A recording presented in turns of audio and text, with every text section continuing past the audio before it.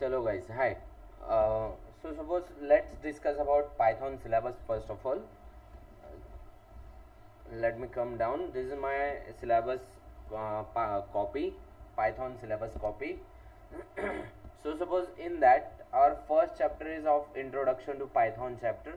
Suppose in that we'll discuss about the features of Python, why we need to learn the Python, the basic reasons about Python. There are different Python applications and modules. We'll have some kind of introduction about that. Then suppose we'll install the Python language into our system. Then suppose which kind of IDE, basically see what is mean by IDE.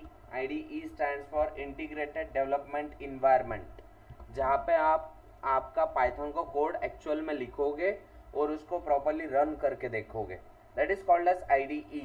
तो यहाँ पे आप anaconda navigator use करने वाले हैं. तो यहाँ पे सबसे पहले एनाकोंडा नेविगेटर को इंस्टॉल करेंगे इस पहले ही चैप्टर में, एंड सम बेसिक कंसेप्ट और basic Python syntax.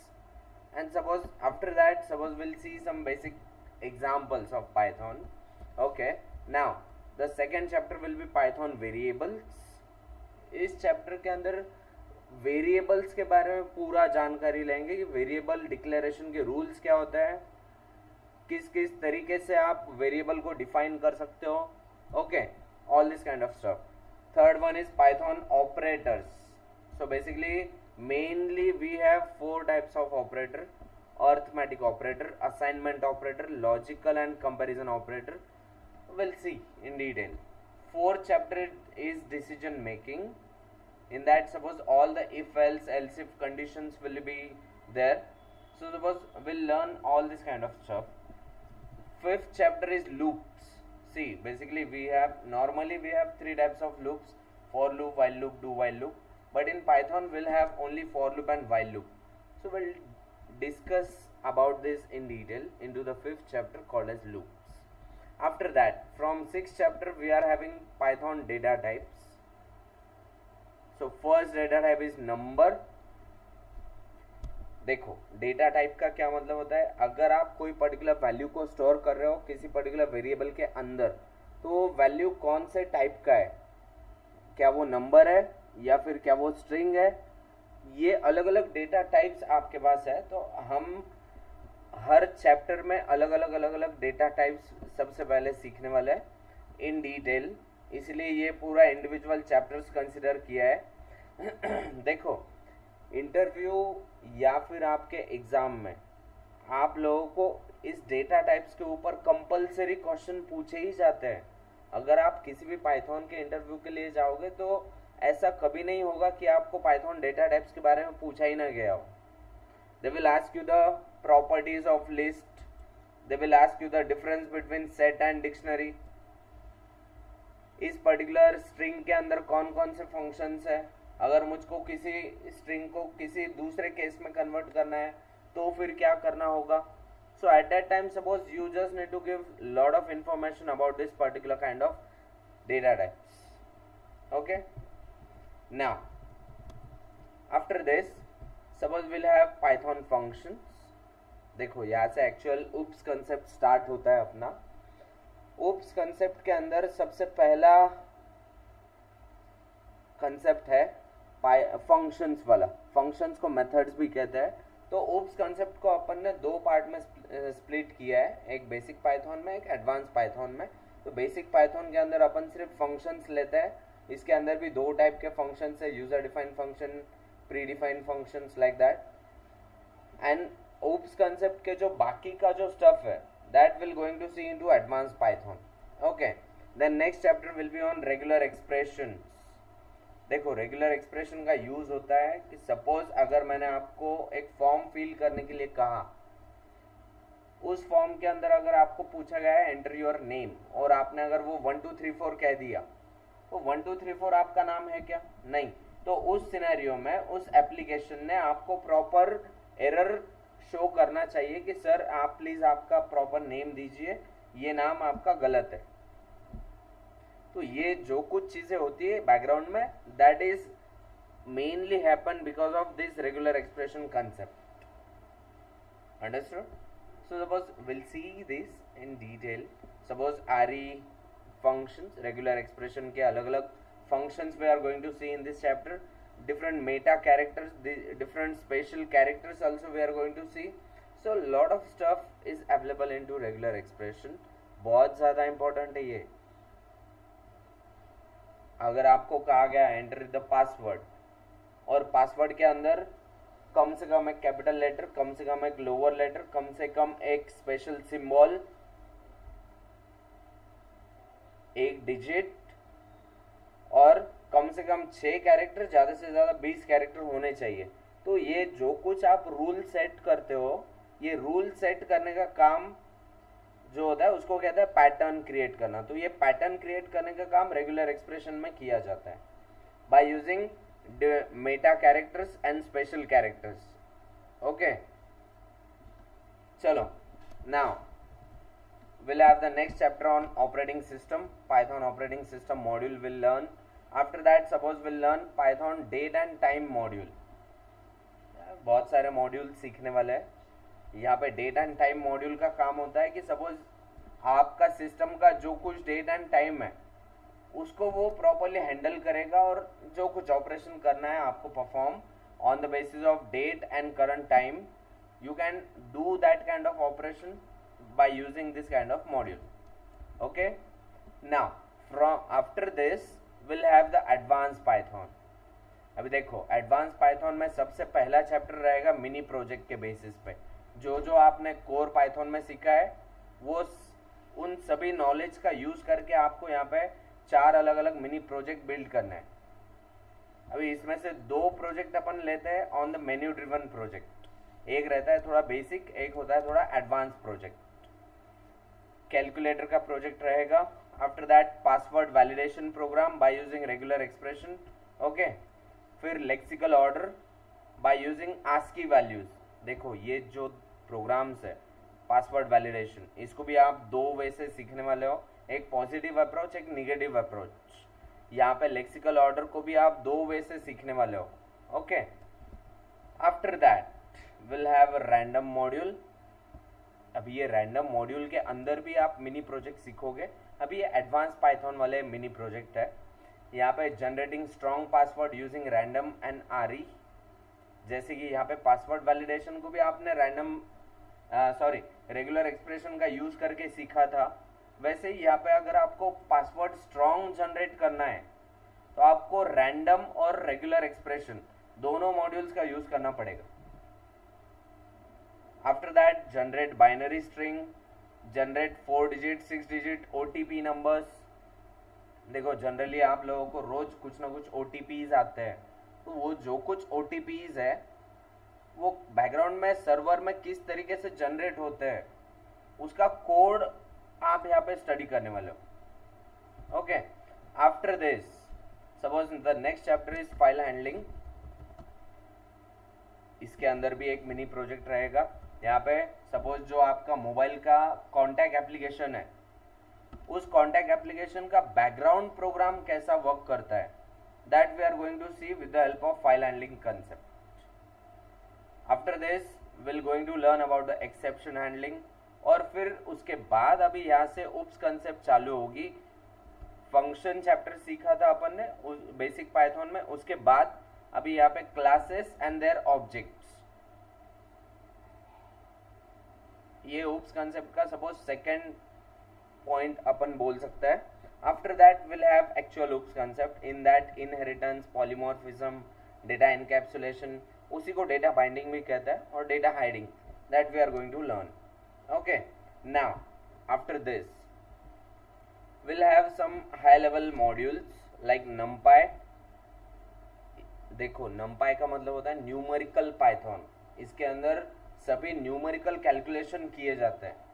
All the numerical functions we have, with the help of that function we can able to do different kind of numerical calculations. Okay, now we have pandas. pandas का काम होता है कि data को manipulate करना. Suppose आपके pass बहुत बड़ा डेटा है in the form of Excel, CSV, TSV, PDF format, text format, whatever, no worries. तो उस डेटा को अगर आपको मैनिपुलेट करना है, at that time suppose we need to use the pandas, and after that will need to learn about matplotlib, seaborn. देखो ये matplotlib और seaborne का यूज डेटा को विजुअलाइज करने के लिए होता है। डेटा को विजुअलाइज करना मीन्स क्या, कोई भी बड़े डेटा को suppose bar graph, pie chart, ऐसे चार्ट्स में कन्वर्ट करना, जिसका यूज क्या होने वाला है, डेटा को अंडरस्टैंड करने में यूज होगा। देखो बहुत बड़े डेटा को अगर आपने न्यूमेरिकली प्रेजेंट किया ना, तो वो कौन सा नंबर बड़ा है कौन सा छोटा है ये आप बहुत जल्दी और इजीली आइडेंटिफाई नहीं कर पाओगे। अगर उसी डेटा को मैं अगर ग्राफिकल वे में रिप्रेजेंट करूं, तो it will be much more helpful for us to understand that data. So by using Matplotlib and Seaborn, we are going to present that data into the graphical way. और in सभी के basis पे फिर अपन 2 industrial level के project सीखेंगे, ठीक है। अभी ये जो 2 project होते हैं वो अपन हर बार अलग अलग लेने की कोशिश करते हैं। क्यों? क्योंकि सेम प्रोजेक्ट हम मोस्टली अवॉइड करते हैं हर बैच में सिखाना, ठीक है। So I hope you have understood the Python syllabus. चलो let's see about the Python.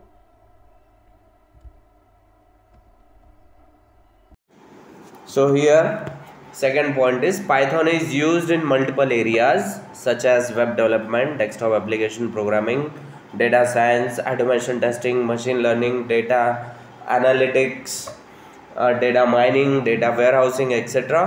That is why it is known as multi-purpose or general purpose programming language. Previously we have seen about the PHP language. PHP language ही फक्त web डेव्हलपमेंटसाठी use केली जाते, त्याचा अजून काय दुसरं use नाही आहे, म्हणजे ती एक स्पेशल पर्पज लँग्वेज आहे. पण जर तुम्ही पायथॉन शिकला तर you can do anything from this, right. Third point is it supports object oriented programming approach to develop application with the help of inheritance, polymorphism, data encapsulation, data binding etcetera. बघा already आपण याबद्दल सांगितलं होतं की बाबा suppose see OOPS concept are very important. कोणताही interview OOPS concept शिवाय होतच नाही, ओके. तर सपोज ह्या ज्या उप्सच्या ज्या कन्सेप्ट आहे आपल्याला ॲडव्हान्स पायथॉनमध्ये येतील. 12वा चॅप्टर जो आपला आहे बेसिक पायथॉनचा तो आहे फंक्शन्सलाच मेथड्स पण म्हणतात. तर तिथून आपलं उप्स कन्सेप्ट चालू होईल 12वा chapter.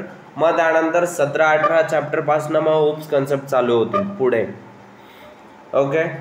Now next point is it provides lots of high level data structure like number, list, string, tuple, dictionary. Let me show you. Late me open up the notepad. बघा वेगवेगळ्या टाईपचा data असतो.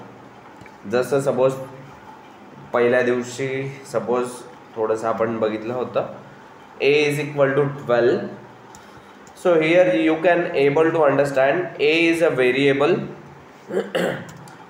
बघा basically variable म्हणजे काय, ज्या particular एखाद्या value म्हणजे बेसिकली एखादी व्हॅल्यू आपण जिथे स्टोअर करतोय त्या गोष्टीला म्हणतात व्हेरिएबल, ओके. स्टोअर करतोय हे कशावरनं, आपल्याकडे हे इक्वल टूचं सिम्बॉल आहे. इक्वल टूचा अर्थ होतो असाइनमेंट ऑपरेटर.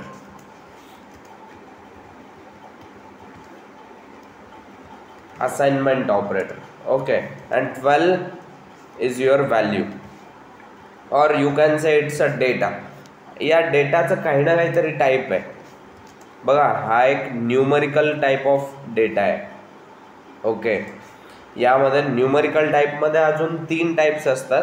एक असतं इंटिजर, दुसरं असतं फ्लोट, तिसरं असतं complex. Now what is mean by integer. Integer म्हणजे अशी व्हॅल्यू ज्यामध्ये एकही डेसिमल पॉईंट नाही आहे. It's a normal value like a equal to 12. 12 is a normal integer value कारण यामध्ये डेसिमल पॉईंट नाही आहे. Does not have decimal point, okay.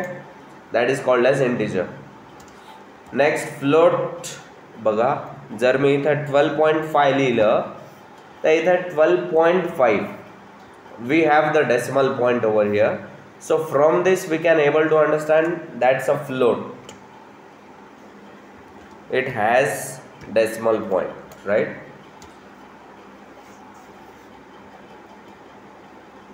Deepika ma'am hello.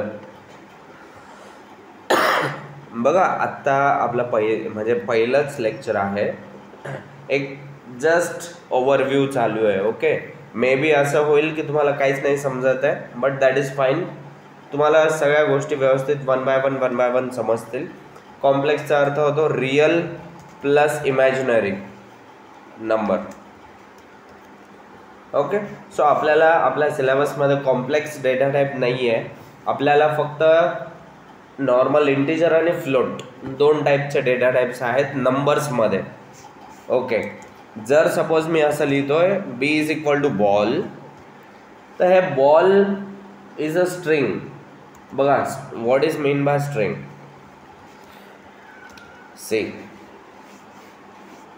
C is equal to, suppose मी इथं सी लिहिलं किंवा झेड लिहिलं, याला म्हटलं जाईल कॅरेक्टर्स.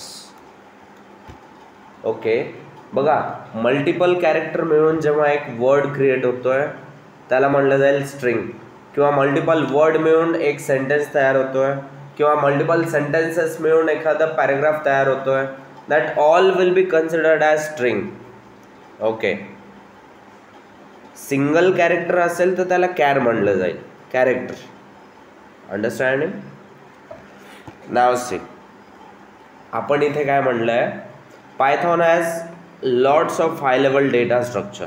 डेटा स्ट्रक्चरचा अर्थ काय, आता बघा डेटा टाईप्स, जसं हे नंबर हा एक डेटाचा टाईप आहे. बघा 12 हा तुमचा डेटा आहे. हा डेटा कोणत्या टाईपचा आहे, न्यूमरिकल टाईप ऑफ डेटा आहे. Ball is your data, that is a string type of data. Single z is a single character, that is a character type of data.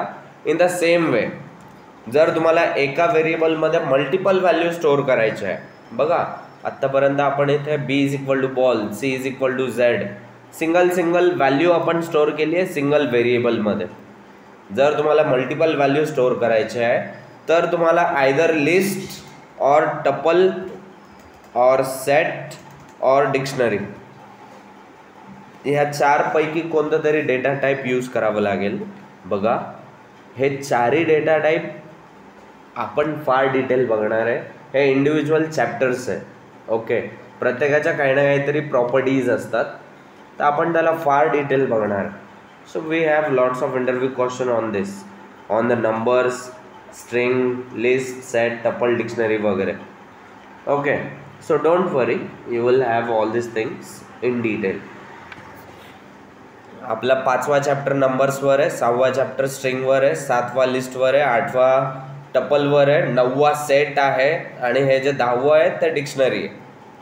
Okay, so don't worry, we have lots of things. Python is powerful and versatile scripting language which makes application development easy and attractive. बघा तुम्हाला एक गोष्ट सांगतो, see you know who is the owner of Python? Anybody know? तुमच्या दोघींपैकी?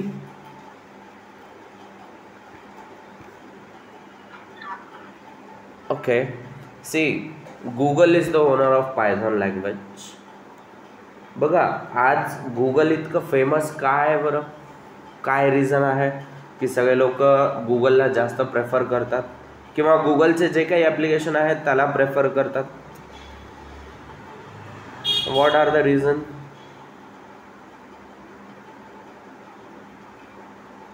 Tail me. Deepika ma'am?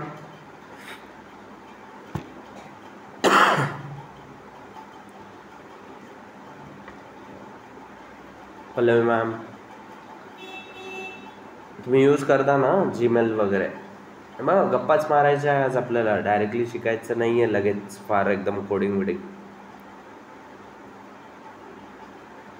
बघ Google may be तुमच्या लक्षात येत नसेल, मी सांगतो. गूगल आज इतकं फेमस असण्यामागे कारण असं आहे की त्याची सिम्प्लिसिटी. यूट्यूब जे आपण यूज करतो ते गूगलचंच आहे. जीमेल यूज करतो, गुगल कॅलेंडर यूज करतो, गुगल शीट्स यूज करतो, गुगल मीट यूज करतो आहे का? कारण ते एक सिम्पल आहे. जर सपोज तुम्ही आर्ट्स बॅकग्राऊंडचे ॲज्युम करा, तुमचं आणि आय टीचं काहीच देणं घेणंच नाही आहे, तरी जर मी तुम्हाला सांगितलं की यार यूट्यूबवर जा आणि हा व्हिडिओ बघून घ्या बरं, तर तुम्ही यूट्यूबवर जाऊन व्हिडिओ बघू शकता ना. सर्च करणं तुम्हाला येईल, व्हिडिओज बघणंही तुम्हाला येईल. तुम्ही असं तर नाही रिझन देणार की यार आम्ही आय टी बॅकग्राऊंडचे नाही आहे, आम्हाला नाही आहेत यूट्यूब यूज करता. का हे यूज करता येऊ शकतं आहे? कारण त्याची सिम्प्लिसिटी. कोणी यूज करा, त्याला काय फारसं टेक्निकल नॉलेजची गरज नाही आहे. दुसरं रिझन गुगलला तुम्ही यूज करण्यामागे की ते कधी सपोज टाईम वेस्ट नाही करत तुमचं. टाईम वेस्ट नाही करत ह्याचा अर्थ काय की सपोज कधी ह्याचे ॲप्लिकेशन हँग नाही होत गुगलचे. बघा आजपर्यंत सपोज मी फार वर्षापासून यूट्यूब यूज करतोय, तुम्ही पण फार वर्षापासून यूज करत असाल, तर आजपर्यंत यूट्यूब कधी हँग झालेलं मी तरी नाही बघितलं. तुम्ही बघितलं आहे का?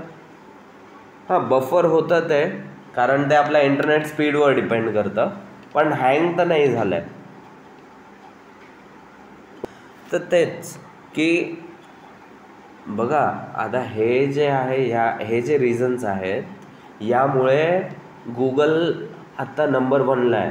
बघा सपोज तुमचं मे बी SBIमध्ये अकाउंट आहे का? योनो ॲप्लिकेशन माहिती आहे का तुम्हाला? किंवा तुम्ही कधी गव्हर्नमेंटच्या वेबसाईट्स ओपन केल्या आहे का? बघा जेव्हा आपण त्या ओपन करतो त्यावेळेला आपल्याला फील होतं की यार हे फारच वेळ घेतं आहे लोड होण्यासाठी. तर फारशा वेळेला आपण इरिटेट होऊन जातो, राईट? तर हे इरिटेट होण्यामागे कारण असंच आहे की ते लोड व्हायला फार वेळ घेतं. जर तो पर्टिक्युलर एखादी गोष्ट लोड व्हायला फारच वेळ घेत असेल तर ते यूज करा असं तुम्ही एकमेकांना सजेस्ट करणारच नाही. Am I right? तर इथे तो पर्टिक्युलर ॲप्लिकेशन फेमस होणारच नाही. तर इथे हेच सांगितलं आहे बघा. आणि गुगलचे जेवढे पण प्रोडक्ट आहे ते सगळे पायथॉनमध्ये बनवले जातात. इवन मोबाईल ॲप्लिकेशन्स पण जे असतात तेही पायथॉनमध्येच बनतात. पायथॉनमध्ये एक किवी नावाची लायब्ररी आहे, त्याचं यूज करून ते लोक मोबाईल ॲप्लिकेशन बनवतात, अँड्रॉइड ॲप्लिकेशन किंवा आयफोनचे applications, right? So suppose we'll see that thing. See here I have written Python is powerful and versatile scripting language which makes application development easy and attractive. एकदम simple, sober आणि easy to use असे application बनवायचे आहे तर you should use the Python. Okay, see here I have written Python is powerful and versatile scripting language which makes application development easy and attractive. एकदम simple, sober आणि easy to use असे application बनवायचे आहे तर you should use the Python. Okay, see our Python tutorial provides basic and advance concept of Python, so it is useful for beginners as well as professionals. Last point एकदा मी read करतो, मग second लास्टवर जाऊ. Second last point फार जास्त important आहे. See, Guido van Rossum is known as the founder of Python programming. हा एक सायंटिस्ट आहे. हा जेव्हा हा पर्टिक्युलर सायंटिस्ट अल्फाबेट कंपनीमध्ये वर्क करत होता त्यावेळेला याने पायथॉन लँग्वेज बनवली आहे. तर अल्टिमेटली पायथॉनचं ओनर अल्फाबेट कंपनी आहे, पण Alphabet company is the parent company of Google. तर अल्टिमेटली गुगल पण त्याचा ओनर झाला ना पायथॉनचा. See, second last point is very important. Python is an interpreted scripting language means no compilation step is included. बघा ह्याचा अर्थ काय? Let me open up the command prompt. याचं यूज करून आपण एक छोटंसं पायथॉनचा प्रोग्राम रन करून बघूया. कमांड प्रॉम्प्ट CMD लिहिलं आहे मी, ओपन करतो आहे. ओके,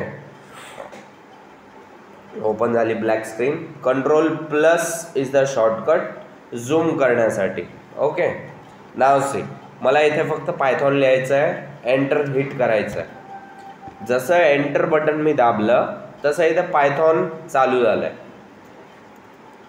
बा तुम्ही जेव्हा हे प्रयत्न कराल पायथॉन ओपन करण्याचा तर मेक शुअर की तुमच्या लॅपटॉपमध्ये पायथॉन इन्स्टॉल आहे. ओके, आता आपल्या नेक्स्ट अपकमिंग टाईममध्ये म्हणजे आज किंवा उद्या पायथॉन इन्स्टॉल करावं लागणार आहे. सो सपोज मे बी उद्या आपल्याला लॅपटॉपची गरज पडेल. So suppose keep ready with that, we need to install the Python. तर इथे पायथॉन लिहिलं, पायथॉन ओपन झालं. हे जे 3 ॲरो दिसत आहेत याचा अर्थ आहे की बा आता तुम्ही इथून पुढे जे काही लिहायला चालू कराल ते पायथॉनचं कोड आहे असं कन्सिडर केलं जाईल.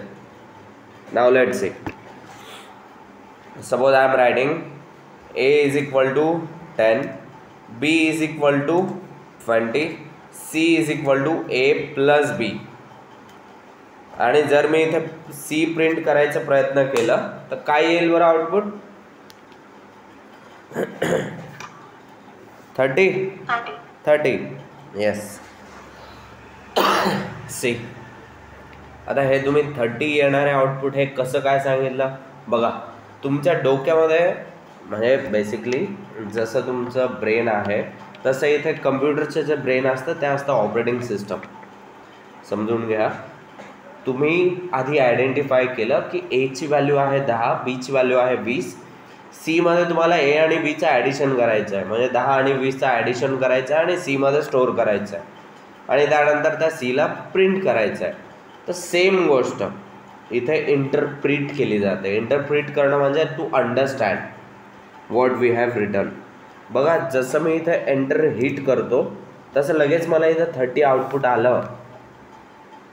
बघा मी तुम्हाला थोडं जास्त डिटेल घेऊन जातो आहे किंवा कोणतेही प्रोग्राम जेव्हा रन केलं जातं कोणत्याही प्रोग्रामिंग लँग्वेजमध्ये तर बॅकग्राऊंड ते रन केल्यानंतर जे काही आउटपुट येतं तर ते आउटपुट येण्याच्या आधी बॅकग्राऊंडमध्ये काय काय ऑपरेशन्स होतात ह्या गोष्टी मला तुम्हाला दाखवायच्या आहे. तर तेच दाखवतो आहे मी इथे. बघा जसं मी एंटर हिट केला I got the output as 30. बघा आता इथे बॅकग्राऊंडला काय काय झालं आहे. सी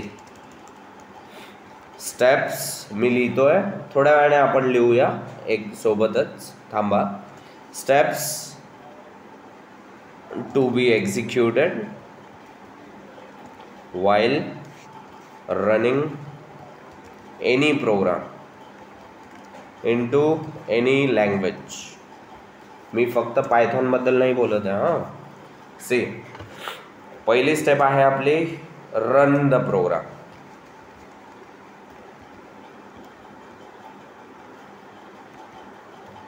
प्रोग्राम आपण रन करतोय. त्यानंतर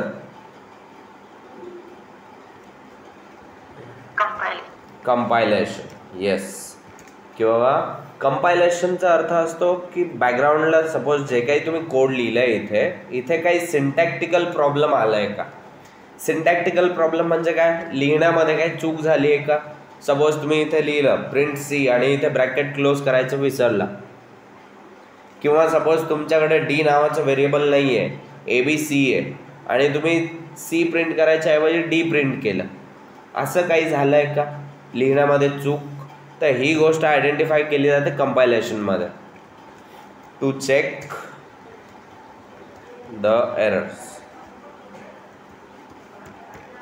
okay, now third step is interpretation. To understand,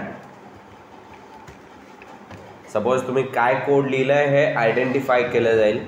तुम्हाला इथे काय ऑपरेशन करायचं आहे आणि तुम्ही काय प्रिंट करताय हे सगळं आयडेंटिफाय केलं जातं ऑपरेटिंग सिस्टमकडनं. मग त्याच्यानंतर मेमरी अलोकेशन.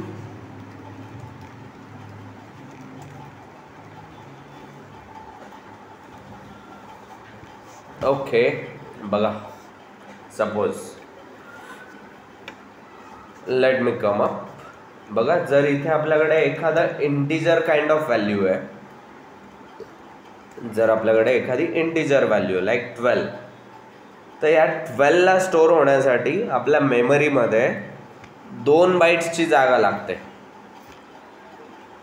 कधी जर तुमचं ऑपरेटिंग सिस्टम 32 बिटचा असेल तर, जर तुमचं ऑपरेटिंग सिस्टम 64 बिटचा असेल तर त्याला स्टोअर होण्यासाठी अराउंड 4 बाईट्सची जागा लागेल.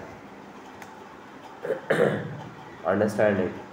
बघा कधी तुम्ही एक गोष्ट करून बघा, नोटपॅड ओपन करा, त्यामध्ये तुमचं नाव लिहा, सेव्ह करा आणि क्लोज करा, आणि त्याला काही ना काहीतरी मेमरी ॲलोकेट झालेली तुम्हाला दिसेल. आता ही मेमरी कुठून ॲलोकेट होती आहे बरं? ही जी मेमरी ॲलोकेट होती आहे ती आपल्या कम्प्युटरच्या हार्ड डिस्कमधनं ॲलोकेट होत असते. तर हे मेमरी ॲलोकेशनचं काम आपण केलं आहे का? नाही, त्याचं ॲटोमॅटिकली झालं आहे. बघा जर मी इथे 12.5 लिहिलं, that's a float value, it has decimal point. तर याला जर मला स्टोअर करायचं आहे तर याला 4 किंवा 8 बाईट्स लागतील. 4 बाईट 32 बीटसाठी आणि 8 बाईट्स 64 बीट ऑपरेटिंग सिस्टम असेल तुमची तर लागेल. बघा एक गोष्ट सांगू, जर तुमची ऑपरेटिंग सिस्टम विंडोज 7च्या वरची असेल तर तुमची ऑपरेटिंग सिस्टम 64 बीटची आहे असं तुम्ही कन्सिडर करू शकता. विंडोज 7च्या खालच्या सगळ्या ऑपरेटिंग सिस्टम मोस्टली 32 बीटच्या होत्या. ओके, तर इथं मेमरी कन्झम्पशन जास्त असतं, पण याचे काही फायदे पण आहे. सपोज तुम्ही एखादं सिंगल कॅरेक्टर स्टोअर करताय तर ह्याला 1 बाईट किंवा 2 बाईट्सची जागा लागेल. Understanding, for storing single character into 32 bit और 64 बीट. जर तुम्ही बॉल स्टोअर करताय, बॉलमध्ये 4 कॅरेक्टर आहे, तर अल्टिमेटली 4 बाईट्स, प्रत्येकाला 1 बाईट किंवा 8 bytes, depends upon your operating system. So in the same way हे जे काही मेमरी अलोकेट करायचं काम आहे ते या 4थ्या स्टेपमध्ये केलं जाईल. बघा इथे काय होईल, मेमरी कशी अलोकेट होईल. सी, लेट मी थोडं छोटं करतो हां स्क्रीनला. बघा ए नावाचं व्हेरिएबल 10 ही व्हॅल्यू, 10 व्हॅल्यूला स्टोअर होण्यासाठी जी काही जागा लागेल ती तो ॲलोकेट करेल. बीसाठी, सीसाठी, नो प्रॉब्लेम. नाव आफ्टर मेमरी अलोकेशन, बघा आपल्याला माहिती आहे, सपोज मे बी एक गोष्ट की ऑपरेटिंग सिस्टमला फक्त लो लेवल लँग्वेज समजते, बायनरी लँग्वेज 1010 लाईक दॅट. तर आपण जो काही कोड लिहिला आहे तो तर हाय लेवल लँग्वेजमध्ये, ह्युमन अंडरस्टँडेबल किंवा इंग्लिश लँग्वेजमध्ये, हे ऑपरेटिंग सिस्टमला समजणारच नाही. तर इथं 5व्या स्टेपमध्ये convert high to low level language, जे काही कोड आपण लिहिलं आहे हाय लेवलमध्ये तो लो लेवलमध्ये कन्वर्ट केलं जाईल. मग त्यानंतर ऑपरेशन परफॉर्म केलं जाईल बाय ऑपरेटिंग सिस्टम. देन त्यानंतर कन्वर्ट, बघा ऑपरेटिंग सिस्टम तुम्हाला आउटपुट काढून देईल, बट जे काही आउटपुट असेल ते लो लेवल लँग्वेजमध्ये असणार आहे. तर इथं convert low level to high level language. पुन्हा आपल्याला समजलं पाहिजे ना आउटपुट काय, and then display the output.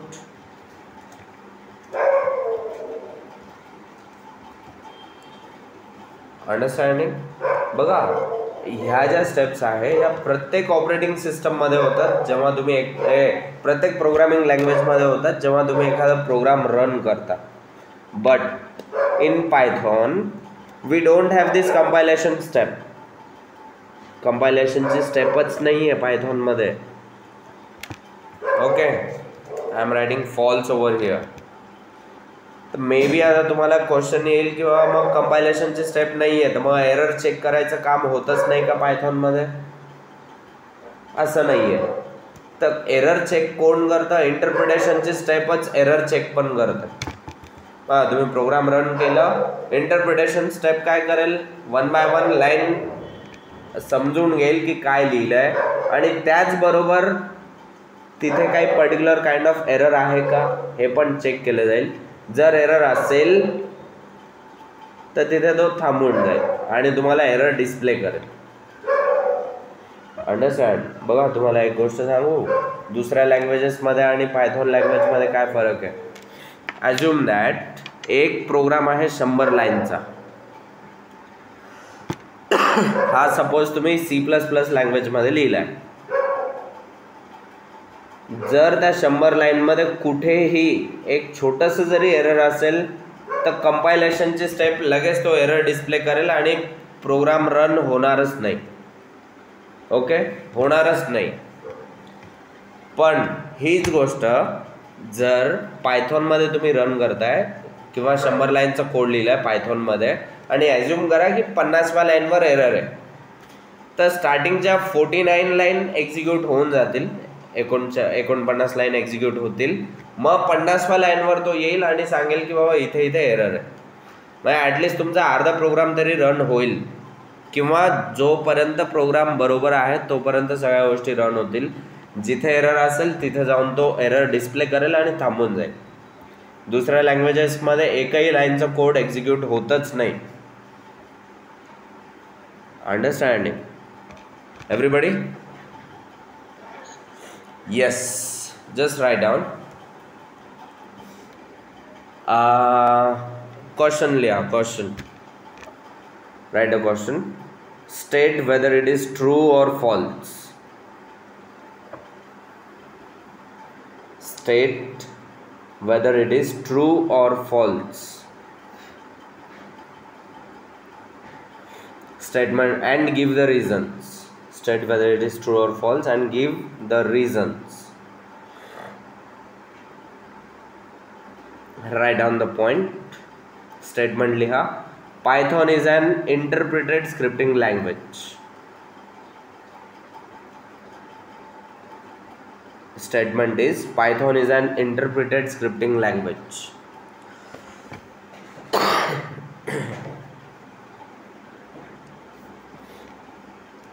खाली आंसर लिहा. It is true. It is true.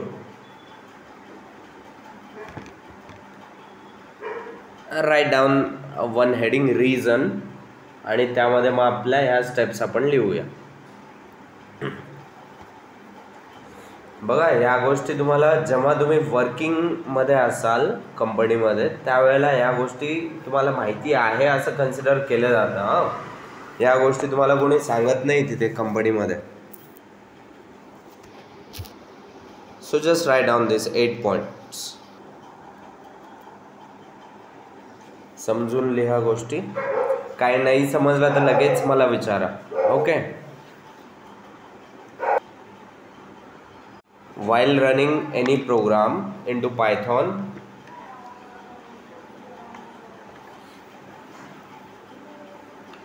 we don't have compilation step. We don't have compilation step.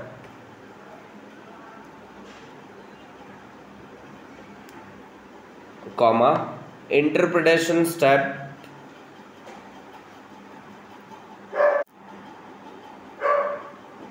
will do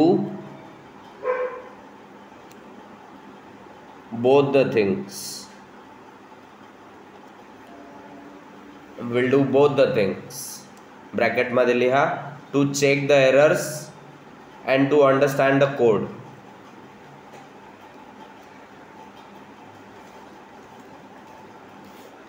To check the error and to understand the code. Bracket complete.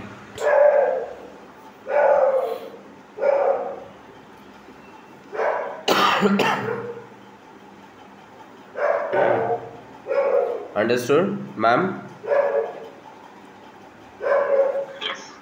We'll move to